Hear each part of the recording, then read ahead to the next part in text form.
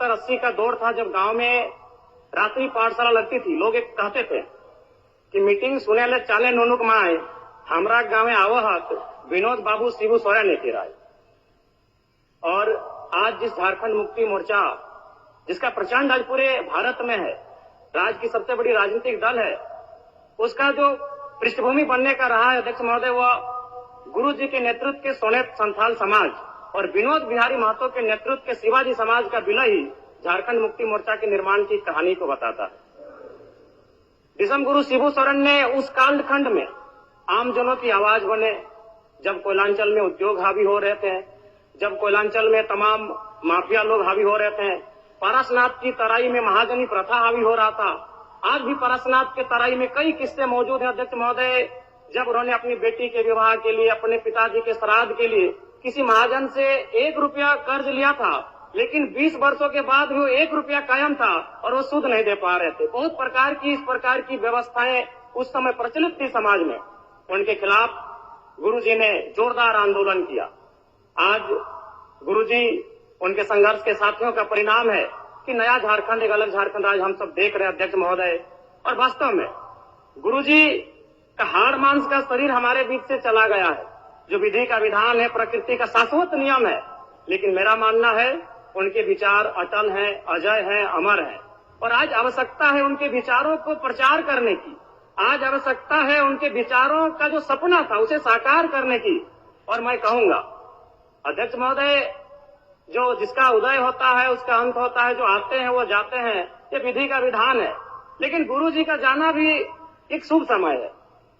आज नहीं तो कल गुरुजी जाते ही संसार को अलविदा कह के, हम भी एक दिन इस संसार को अलविदा कह के जाएंगे। लेकिन गुरुजी एक शुभ समय में अलविदा कह के गए हैं, क्योंकि उनकी पार्टी की सरकार है और उनके पुत्र इस राज्य के सबसे सशक्त नेता माननीय मुख्यमंत्री के तौर पर विराजमान है। तो इससे बड़ा अवसर हमें शायद नहीं मिलेगा गुरुजी के सपनों को साकार करने का। अतः शब्द नहीं है महोदय, गुरुजी एक बहुत बड़े उपन्यास है, वो किताब भी नहीं रहे कि शब्दों में और वाक्यों में उनको पढ़ लें। वो एक बहुत बड़े उपन्यास है जिन्हें एक कालखंड में पढ़ा नहीं जा सकता है, जिन्हें एक कालखंड में पूरे व्याख्या नहीं किया जा सकता है। गुरुजी को श्रद्धांजलि के साथ साथ मैं ये मांग करता हूं, क्योंकि मैं जिस क्षेत्र से आता हूं, गुरुजी का जो आंदोलन का केंद्र था वो पारसनाथ का इलाका था।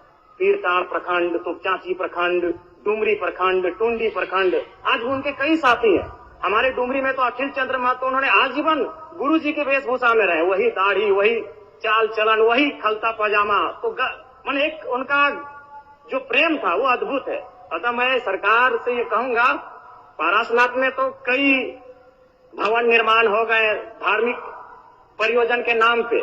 मैं चाहता हूं पारसनाथ की सबसे ऊंची चोटी पर एक स्टैच्यू ऑफ रिवॉल्यूशन बनाई जाए, जिसमें गुरुजी, विनोद बिहारी महतो, कॉमरेड एके राय, शिवा महतो, निर्मल महतो जैसे वीरों की मूर्ति पारसनाथ की सबसे ऊंची चोटी पर हो, क्योंकि वहां तो बहुत सारे भवन निर्माण हो ही गए हैं।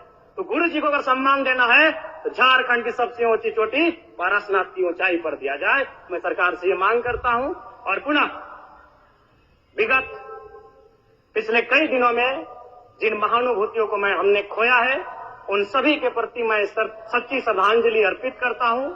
उनके परिवार को इस शोक को सहने की असीम शक्ति मिले, मैं ये प्रार्थना करता हूं। बहुत बहुत धन्यवाद माननीय अध्यक्ष महोदय।